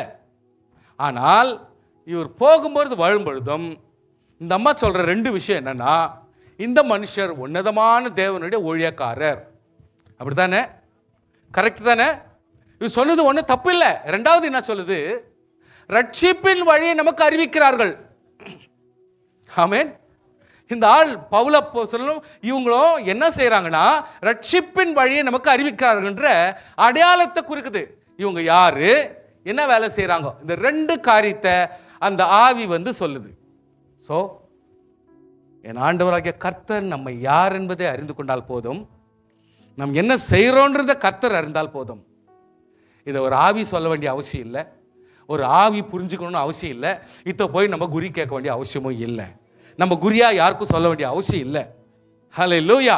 சோ கர்த்தருடைய பிள்ளைகளே, இந்த ஒரு ரொம்ப விஷயம், இதை எப்போ பாரு இந்த அம்மா நடந்து போய் நிற்கிறாங்க, குரூப் அப்படி போய் நிற்கிறாங்க, அந்த பொம்பளை பாஸ் ஆகும், திடீர்னு பார்த்தா இந்த ரெண்டு காரியத்தை சொல்லுது அந்த அம்மா. இன்னொரு வாட்டி அப்படியே போகுது, இன்னொரு வாட்டி அதே மாதிரி தான் நடக்குது. இப்படி பல நாட்கள் செய்து வருதான் அந்த அம்மா. என்ன பெரிய வேடிக்கையா போச்சு, இதே கதையா போச்சு. உடனே ஒரு நாள் திடீர்னு பவுல் திரும்பி பார்த்தாரு, இவளை விட்டு புறப்பட்டு போகும்படி இயேசுவின் நாமத்திலே உனக்கு கட்டளை எடுக்கிறேன்னு சொல்லிட்டு பிசாசை பார்த்தா சொன்னார். பிசாசின் ஆவியை பார்த்தா சொன்னார். அதனுடைய ஆவி இருக்கிறதுனால இவருடைய ஆன்மாவும் அவருடைய ஆன்மாவும் உள்ளத்துக்குள்ள அப்படி பேசுது, வேற ஒன்றும் பேசல. ஆனா இதை பேசின உடனே பிசாசு கீழ்ப்படியுது. கர்த்தருடைய பிள்ளைகளே, நீங்க உங்களை நான் உற்சாகப்படுத்துறேன், கொஞ்சம் கை உயர்த்துங்க. நீங்க ஜெபிக்கிறவர்கள், துதிக்கிறவர்கள், நீங்கள் கனப்படுத்துகிறவர்கள், தேவனால் பலப்பட்டவர்கள், ஆவியில் பலப்பட்டவர்கள், நீங்கள் ஒரு வார்த்தை, இந்த பிசாசின் ஆவி எங்களை வெட்டி நீங்க கடவுது நீ கை காட்டி நீ சொல்ல வேண்டிய அவசியம் இல்லை. ஒரு வார்த்தை ஜெபிக்க முடியுமானால் கர்த்தர் பிசாசை நீக்கி போடுவார், நோயை நீக்கி போடுவார், வேதனை நீக்கி போடுவார், துக்கத்தை நீக்கி போடுவார், உனக்கு இருக்கிற சாபத்தை நீக்கி போடுவார்.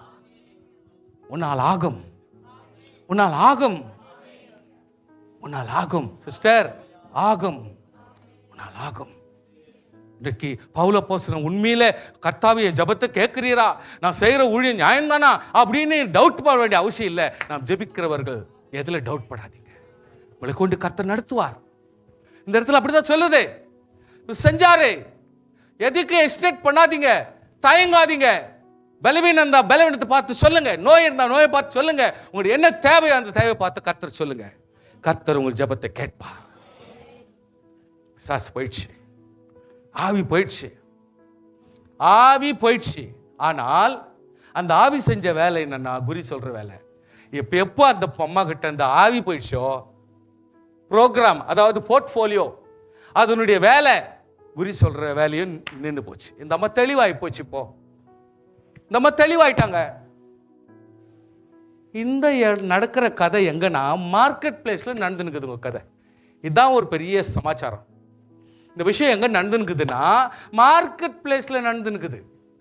தினமும் பல ஆயிரக்கணக்கான ஜனங்க டெய்லி வந்து கேட்கணும். இங்க மாதிரி இல்லை, மத்தியானத்திலும் போறாங்க, சாயங்காலத்திலும் போறாங்க, ராத்திரிலையும் போய் வாங்கிடுவாங்க. நம்ம மார்க்கெட்டுங்கள நடக்குது வேலை. ஆனா அந்த காலத்துல அப்படி கிடையாது. காலையில அவங்க போயிட்டு பர்ச்சேஸ் பண்ணா தான் உண்டு, அன்னைக்கு ஒரு இது கிடைக்கும். சிலரெல்லாம் காலை ஒரு நாள் லீவ் நாள் நியமிச்சு அந்த லீவ் நாளில் வாங்கிட்டா தான் அந்த வாரம் நடக்கும். அதனால தான் அந்த காலத்துலேருந்தே ஒருத்தர் சந்தை சந்தை ஈ சந்தைன்னு ஏன் சொல்றாங்கன்னா, அதுதான் விளைவிக்கிறவங்க கொண்டாந்து அந்த பர்டிகுலர் டேல வித்துட்டான்னா அவனுக்கு பணமா மாறும். நமக்கும் வாரத்துக்கு வேண்டிய என்ன வேணும் வாங்கி வந்துடலாம் அப்படின்றதா கணக்கு. ஸோ அதனால மற்ற இடத்த விட அந்த இடத்துல கொஞ்சம் சகாயமா கிடைக்கும். ஏன்னா விளைவிக்கிறவர். அது அர்த்தம் சந்தைன்றது ஏற்பாடாச்சு. இந்த காலத்துல கூட அது ஓடுது கொஞ்ச நாளைக்கு, ஓகே. ஆனால் பின்னாச்சுன்னா எப்போ பிசாசு புறப்பட்டு போச்சோ அவங்க எல்லாரும் அதை வச்சு ஆதாயமா, அதாவது பிஸ்னஸ் மாதிரி.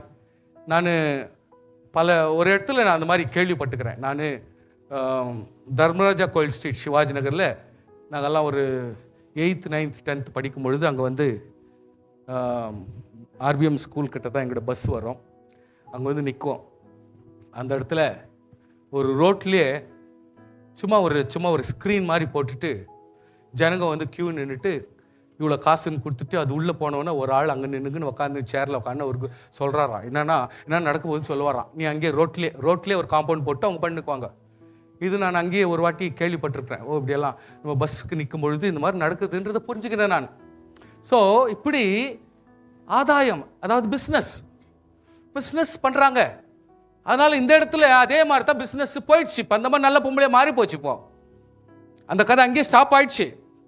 பின்னாச்சுன்னா அவளுடைய எஜமான்கள் தங்கள் ஆதாயத்தை நம்பி அற்று போயிட்டு என்று கண்டு பவுலையும் சீலாவையும் பிடித்து சந்தை வெளியில் உள்ள அதிகாரத்தில், அதாவது அந்த மார்க்கெட் பிளேஸ் போலீஸ் ஸ்டேஷன், அந்த மார்க்கெட் பிளேஸ்னுடைய செப்பரேட்டாக கொடுக்கப்பட்ட போலீஸ் ஸ்டேஷனில் கொண்டு போய் ஒப்பு கொடுத்து, அதிகாரிகளிடத்தில் ஒப்பு கொடுத்து, யூதர்களாகிய இந்த மனுஷர்கள் யாரு, யூதர்களாகிய பவுலும் சீலா இந்த ஜனங்கள் நம்முடைய பட்டணத்தில் கலகம் பண்ணுகிறார்கள். ஸ்டேட்மெண்ட் பாருங்க. நம்மளை குறித்து அவங்க என்ன கொடுக்குறாங்கன்னா, கலகம் பண்ணுகிறார்கள். அவர்களுடைய வியாபாரத்தை கெடுத்தார்கள். அவருடைய நார்மல் சூழ்நிலையை மாற்றி விட்டார்கள் அல்லது தலைகீழாக மாற்றி விட்டார்கள். இன்டைரக்டா அவங்க பேசுறாங்க. நம்பர் 1, ரோமராகிய நாம் ஏற்றுக்கொள்ளவும் அங்கீகரிக்கத்தக்கப்படாத முறைமைகளை போதிக்கிறார்கள். இவங்க எப்படியா போதிக்கிறாங்கன்னா, ஏற்றுக்கொள்ளவும் முடியல, அனுசரிக்கவும் முடியறதில்ல, அப்படிப்பட்ட முறைமைகளை இவங்க டீச் பண்றாங்க அப்படின்னு இவங்களை குறித்து அவங்க வந்து சாட்சியை கொடுக்குறாங்க. அப்பொழுது ஜனங்கள் கூட்டம் கூடி அவர்களுக்கு விரோதமாக எழும்பினார்கள். இப்போ அதிகாரிங்க என்ன பண்றாங்க, எப்போ இவங்க கம்ப்ளைண்ட் வந்துச்சோ இப்போ இவங்க விடல. ஃபர்ஸ்ட் பாயிண்ட், வஸ்திரங்களை கிழித்து போட்டார்கள். நம்பர் 1, நல்ல கவனிச்சுங்க ப்ளீஸ். ஒரு தேவனுடைய சேவை செய்கிறவர்கள், கர்த்தருக்கென்று பாடுபடுகிறவர்கள், அவருடைய வாழ்க்கையில கர்த்தருக்கென்று என்ன ஃபர்தர் என்ன நடக்க போகுது, எதையும் நம்பி யாரை நம்பியும் செய்ய முடியாத ஒரு சூழ்நிலையில் நடக்கிற ஒரு விசுவாசியினுடைய நிலைமை, கர்த்தருக்கென்று செயல்படும் பொழுது என்ன நடந்து கொண்டிருக்கிறது நான் ஃபர்ஸ்ட் படிச்சுக்குவோம். வஸ்திரங்களை கிழித்து போடவும். நம்பர் 2, அவர்களை அடிக்கவும் சொல்லி. நம்பர் 3, அவர்களை அநேக அடி அடித்த பின்பு சிறைச்சாலையிலே வைத்து அவர்களை பத்திரமாய் காக்கும்படி சிறைச்சாலைக்காரனுக்கு கட்டளை இட்டார்கள். போதுங்களா? ஸோ ஒரு ஆவிக்குரிய கர்த்தருடைய பிள்ளைகள் சில நேரத்தில் இன்னைக்கு அப்படித்தான் நடந்துருக்குது. சார் அந்த காலத்தில் நடந்துச்சு நீங்கள் சொல்லுங்க, அந்த காலத்துலையும் அப்படித்தான் நடந்துச்சு, இந்த காலத்தில் நடக்குது, அந்த காலத்தில் நடக்கல நீங்கள் சொல்றீங்களா? இப்போ நடந்துச்சே, அந்த காலத்தில் நடந்தது இப்போ படிச்சுன்னுக்கிறீங்களே. ஸோ இன்னைக்கு என்ன நடக்குது அதுதான் அன்னைக்கும் நடந்துச்சு, அன்னைக்கு என்ன நடக்குது அன்னைக்கு மேலே நடக்க போகுது சார். எதுவும் வித்தியாசம் வராது. ஆனால் கர்த்தருடைய பிள்ளைன்னு ஒருத்தர் இருந்தார்னா அவரோட தேவன் இருக்கிறார். அவரை கர்த்தர் நடத்துவார். கண்டிப்பாக நடக்கிறது பாருங்க. அவன் இப்படிப்பட்ட கட்டளை பெற்று அவர்களை உள் காவல் அறையிலே வைத்து அவர்கள் கால்களில் தொழு மரத்தில் மாட்டி விட்டான். சார், இது கொஞ்சம் யோசிக்க வேண்டிய விஷயம். தொழு மரம்னா அந்த கால் சைஸ் மட்டும் அதை வச்சுட்டு கீழே கூட மேலே ஒரு தொழு மரம் போட்டு லாக் பண்ணி விட்டுருவாங்க. காலை வெளியே எடுக்க முடியாது, எதுவும் பண்ண முடியாது. நல்ல காலம் இது ஒரு கால் மட்டும் சொல்லிக்குது. சில நேரத்தில் கையும் போட்டுக்கும், கழுத்து கூட சில நேரத்தில் போட்டுருக்காங்க, காலுக்கும் போட்டுருவாங்க, எதுவும் பண்ண முடியாது. ஸோ தொழுமரம்ன்ற அந்த காலத்தில் அவங்க சிறைச்சாலையில் ஒரு அங்கே ஒரு ஒன்றாவது பிரிவு அப்படின்றத வச்சிருந்தாங்க. ஆயிடுச்சு. ஒரு கர்த்தருடைய பிள்ளை தேவனுக்கென்று வராக்கியமாக தொழுகிறதும் துதிக்கிறதும் போய் ஜெபம் பண்ணிட்டு வர்றதும் அவ்வளோதான். ஒரு பெரிய காரியங்களை என்ன முடிஞ்ச அளவுக்கு செய்கிறாங்க. ஆனால் தன்னால் முடிஞ்சு செஞ்சோம். ஆனால் இப்போ வித்தியாசமாக மாறி போச்சு. எதை டச் பண்ணதுனால? ஒரு பிசாசை டச் பண்ணதுனால. ஒரு குரு சொல்ற ஆவி அப்போ பாரு இப்படி பொலிமீன் போயின்குதே அப்படின்னு ஒரு வார்த்தை சொல்லி சும்மா இவங்களும் பெருசா அப்படி ஒன்றும் பெருசா பண்ணாதபடிக்கு ஒரு சிம்பிளா சொன்னாங்க. ஆனால் நீ சொல்லுகிற வார்த்தை அந்த பிசாசுக்கு பலிக்குது, உடனே பலிக்குது. அது பாட்டுக்கு குறி சொல்ற ஆவி ஓடி போச்சு. இப்போ பாருங்க, கதை இப்படி ஆகி போச்சே. துணியெல்லாம் கிழிச்சு போட்டாங்க. இப்போ ஒரு பெக்கர்ஸ் மாதிரி ஐயா ஊழியம் செய்கிறவர்கள், இன்றைக்கு ஒரு விசுவாசி அல்லது கர்த்தருக்கென்று உத்தமமா இருக்கிறவர்கள் இன்றைக்கு துணியெல்லாம் பறி கொடுத்து கிழிக்கப்பட்டு அடிக்கப்பட்டு ஒரு ஒரு வினோதமான வேதனையான சிச்சுவேஷன்ல அவங்க இருக்கிறாங்க. இதையும் அவர்கள் லாபமாக எடுத்துக்கொள்கிறார்கள். ஆனப்படினால என்ன பண்றாங்கன்னா, நடு ராத்திரியிலே பவுலும் சீலாவும் ஜெபம் பண்ணி, இதான் நாங்க செய்யறது. எப்பவுமே என்னன்னா ஆகட்டும், வேதனை ஆகட்டும், துக்கம் ஆகட்டும், பிரச்சனை ஆகட்டும், இல்லை எந்த மாதிரி சூழ்நிலை வந்தாலும் நம்முடைய வாழ்க்கையில நம்ம அறியாத நடக்கக்கூடிய ஒரு விஷயம் ஜெபம். ஸ்தோத்திரம் சொல்லுங்க பார்க்கலாம். ஜெபம் என்னன்னா நடக்கட்டும், நம்மள அறியாத வர்ற ஒரு பேச்சு என்னன்னா அதான் ஜெபம். இந்த ஜெபம் பண்ணாங்க. அதோடு கூட அதோடு விட்டு இல்லையா, ஒருவேளை அந்த காலில் அடிபட்டுது, அவங்கவுங்க அடிச்சதெல்லாம் எங்கெங்க அடி விழுந்துச்சோ தெரில. இருந்தாலும் அது எப்படிலாம் எரிச்சல் தக தக தகத்து எரிஞ்சு நின்றாலும் அந்த இடத்துல எல்லாரும் அவங்க தூங்குறாங்க. வசனம் அப்புறம் படிங்க. சிறைச்சாலையினுடைய தலைவர் தூங்கின்னுக்கிறான் நைட்டில். வசனம் அப்படித்தான் அப்புறம் படிக்க போறோம். நம்ம சிறைச்சாலையின் தலைவர் தூக்கத்தை விட்டு எழுப்புறான் அப்படின்ற வசனம் வருது. இப்போ அப்படி தூங்குற காலத்தில் இவங்க என்ன பண்றாங்க? நடு ராத்திரியிலே நடு நடு நடு நடு வசனம் கொஞ்சம் நல்லா படிக்கணும். நடு ராத்திரியில கூட 10 மணி 11 மணி ஆச்சுன்னா கூட நம்ம சோர்ந்துடுறோம், அப்படியே டயர்டு இழுத்துன்னு போகுது தூக்கம். ஆனால் நடு ராத்திரியில் இவங்களுக்கு ஒன்றும் பண்ண முடியாது. ஜெபம் பண்ணி துதித்து பாடினார்கள். அந்த வேர்டு ரொம்ப இம்பார்ட்டன்ட். ஆவியானவர் சும்மா சும்மா எழுத மாட்டார். ஆவியானவர் சும்மா சும்மா எழுத மாட்டார். ஸ்டேட்மெண்ட் சும்மா சும்மா கொடுத்துட மாட்டார். துதித்து பாடினார். எனக்கு புரியல. எரிச்சல் இங்க அடிச்சுது, இங்க ஒரு அடி அடிச்சுது, இங்க தலையில அடிச்சுது, என்னென்ன அடி விழுந்து இவங்களுக்கு எப்படிப்பட்ட ஒரு பாரமாக்குதோ, எப்போ சாப்பிட்டாங்களோ, இல்லை காலையில் பிரேக்ஃபாஸ்ட் பண்ணாங்களோ இல்லையோ தெரில. ஆனால் இப்போ இப்படிப்பட்ட ஒரு சூழ்நிலை ஆகி அடி தடியெல்லாம் ஆகி இப்போ வீட்டில் ஒரு குளிர் வேற, நடு ராத்திரியில் துதித்து ஜெபம் பண்ணி அட்லீஸ்ட் எவ்வளோ ஆகிப்போச்சு, இவ்வளோ தூரத்துக்கு வந்துருச்சு, என் கர்த்தர் எப்படி நடத்தினாலும் ரைட். ஹல்லேலூயா. எப்படி நடத்தினாலும் ரைட். ஆனால் என்னன்னா அந்த ஜபத்துக்கு ஒரு மெருகேத்துறாங்க பாருங்க. இதுதான் விசுவாசிய நம்மளால ஐயோ ஐயோ மெச்சுக்கணுமாக்குது. ஜபம் பண்ணா ரைட், ஆனா இன்னும் என்ன பண்றாங்கன்னா துதித்து பாடுறாங்க. இது பாருங்க, இது எக்ஸ்ட்ரா வேகன்ஸ் ஆகுது. இது கொஞ்சம் எக்ஸ்ட்ரா ஃபிட்டிங் ஆகுது. சாரி, எக்ஸ்ட்ரா ஃபிட்டிங் இல்லை, எக்ஸ்ட்ராவா இவங்க செய்யறாங்க. எவ்வளோ ஒரு பெரிய மேன்மையான இவங்களுடைய மனசு பாருங்க, இவங்களுடைய எண்ணம் பாருங்க, இவங்களுடைய ஒப்பு கொடுத்தல் பாருங்க, இவங்களுடைய தாங்குற சக்தி பாருங்க, இவங்க எவ்வளவு தூரத்துக்கு மேனேஜ் பண்ண முடியும்ன்றது பாருங்க. காவலில் வைக்கப்பட்டவர்கள் அதை கேட்டுக் கொண்டிருந்தார்கள். அதை நல்லா கேட்கிறாங்க. விசுவாசி, உன்னுடைய வேதனையை கர்த்தர் பார்க்கிறார், உன் ஜபத்தை தேவன் கேட்கிறார். உன்னுடைய அங்கலாய்ப்பை கர்த்தர் அறிகிறார். உங்களுடைய ஒவ்வொரு சூழ்நிலையும் படிக்கிற கர்த்தர், நீ கடந்து செல்லுகிற அடி உதைகள், அந்த மார்க்கெட் பிளேஸ்ல உன்னை நடத்தின விதங்கள், கேவலமா உன்னை இழுத்து போன விதங்கள், இது எல்லாவற்றையும் கர்த்தர் பார்த்து கொண்டிருக்கிற கர்த்தர். ஏதோ ஒரு த்ரில் நடக்க போகுது. என்ன நடக்குது? சடிதிலே சிறைச்சாலையின் அஸ்திபாரம் அசையும்படி, அஸ்திபாரமே ஷேக் ஆகிற லெவலுக்கு பூமி அதிர்ந்தது. இது கர்த்தருடைய செயல். என்ன பண்ணணும்னு கர்த்தர் பிளான் பண்ணிக்கிறார், நம்ம கேட்க முடியாது. இங்க பவுல் சீலா ஜெபம் பண்ணல பொழுது, கர்த்தாவே பூமி அசையும் ஆண்டவரே, ஃபவுண்டேஷன் அசையும் ஆண்டவரே. நம்ம அது மாதிரிலாம் ஜெபம் பண்ண மாட்டோம். நம்ம அதெல்லாம் அவ்வளவு தூரத்துக்கெல்லாம் போக மாட்டோம். கர்த்தர் செயல்படுவார். உன்னுடைய பிரச்சனைக்கு மேலாக கர்த்தர் செயல்படுவார் என்பதை மறந்து போக வேண்டாம். இந்த புது வருடத்தில் உன்னுடைய வாழ்க்கையில் நீ எடுத்துக்கொள்ள வேண்டிய தீர்மானம், நீ எப்படிப்பட்ட ஒரு சூழ்நிலை, எப்படிப்பட்ட ஒரு குடும்பம், எப்படிப்பட்ட ஒரு டார்கெட், எப்படிப்பட்ட ஒரு சந்தர்ப்பத்தில் உன் குடும்பத்தை நடத்தி செல்கிறார் என்பதை புரிந்து கொண்டு கர்த்தர் சமூகத்தில் உன் ஒப்பு கொடுத்து ஜெபி.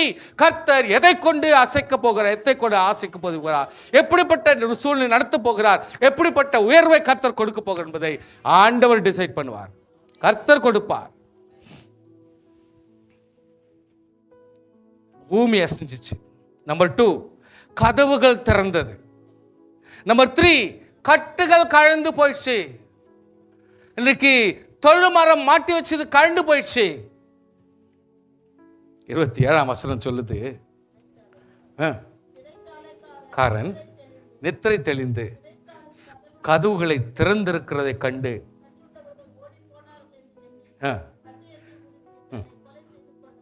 போனான். படிங்க. சத்தமிட்டு, சுவாசியே, நீ சத்தமாய் சொல்லக்கூடிய ஒரு வார்த்தை உண்டு.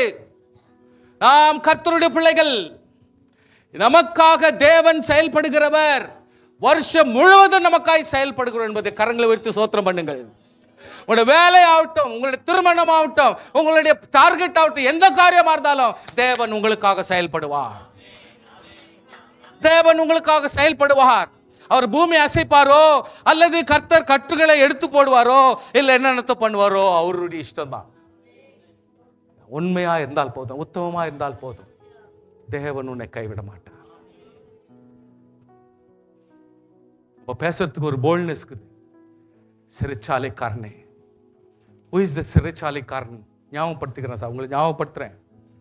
பிசாசின் கிரியைகள், உங்களுடைய சந்தோஷத்தை அடக்குகிற ஆவிகள், உங்களுடைய வேதனை கொடுக்கிற ஆவிகள், உங்களுடைய வாழ்க்கையிலே சமாதானமா இருக்க முடியாமல் செய்கிற சூழ்நிலைகள் எல்லாவற்றையும் தட் இஸ் சிறைச்சாலைக்காரன்.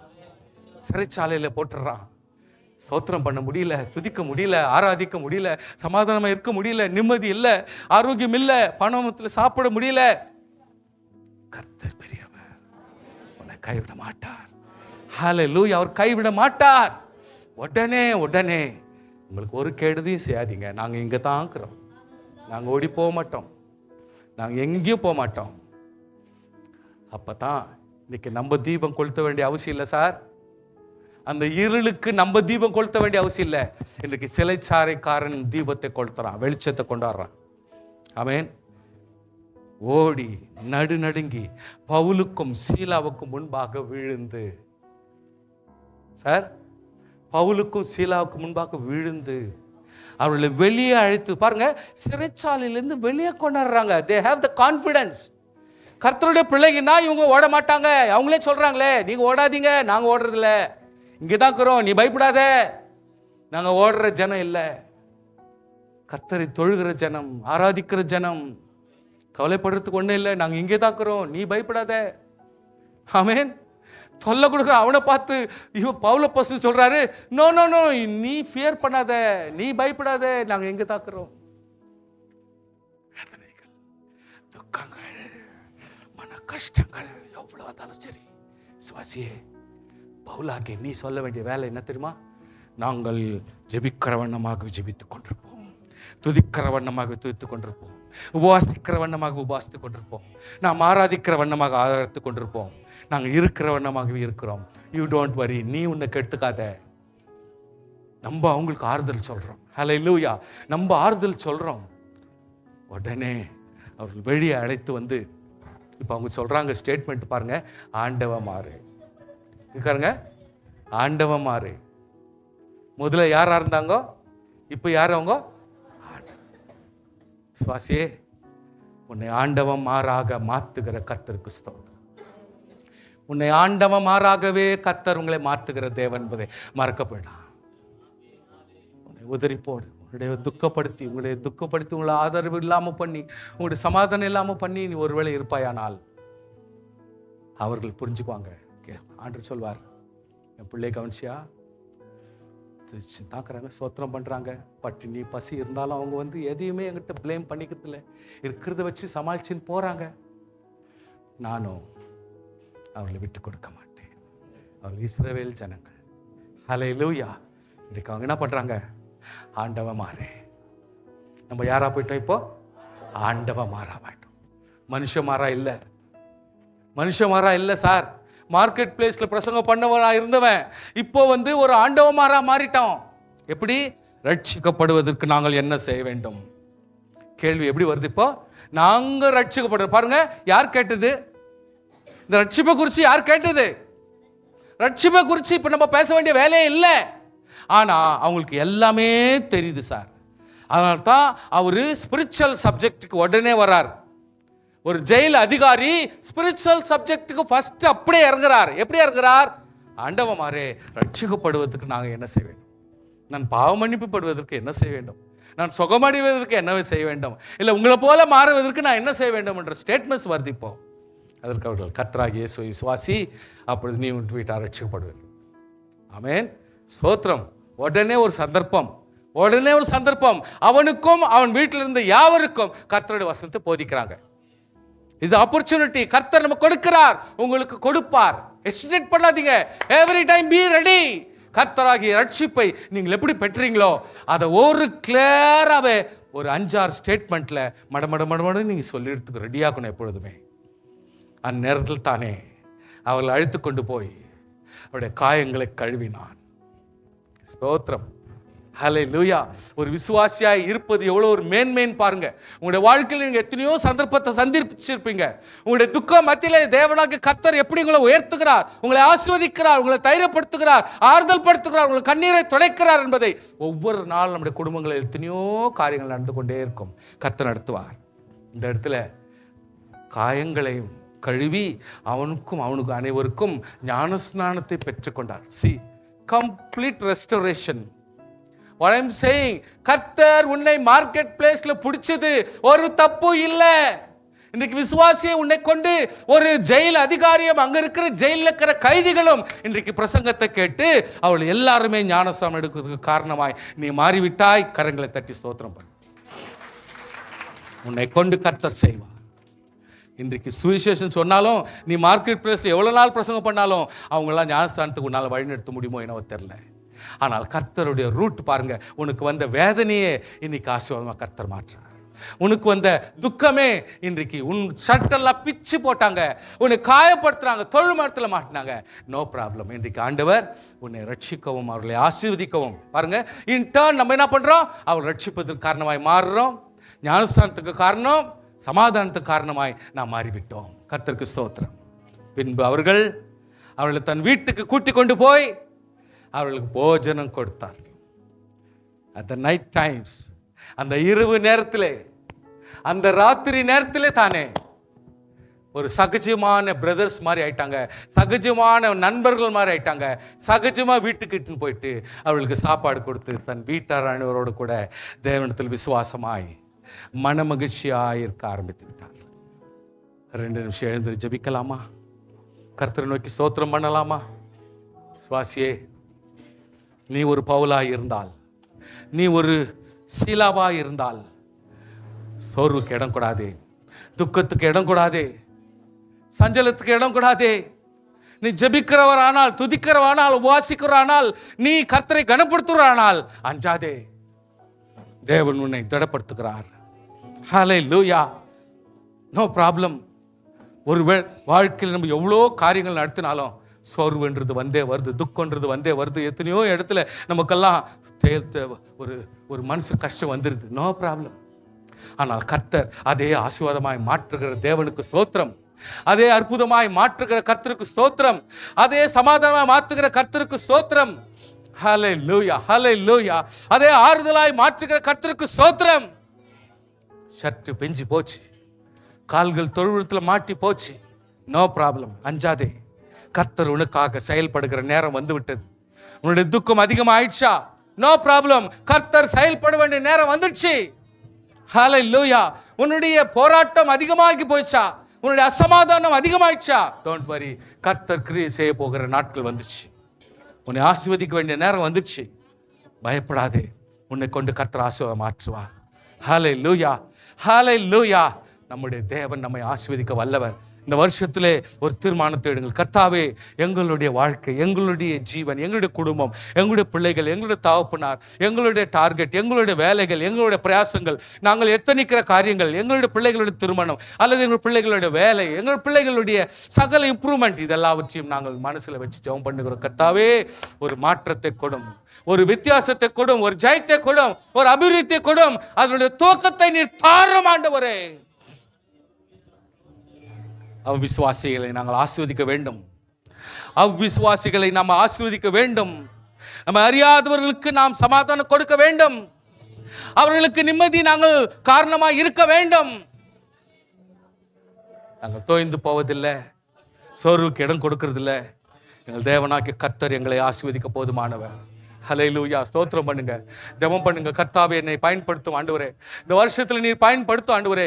எங்களை தொட்டுவிடு சுவாமி. கர்த்தர் உம்முடைய அபிஷேகம் எங்கள் மேல் இறங்கட்டும் ஆண்டவரே. நாங்கள் ஒரு பவுலும் சீலாவாக நாம் இருக்க கிருபை செய்யும் ஆண்டவரே.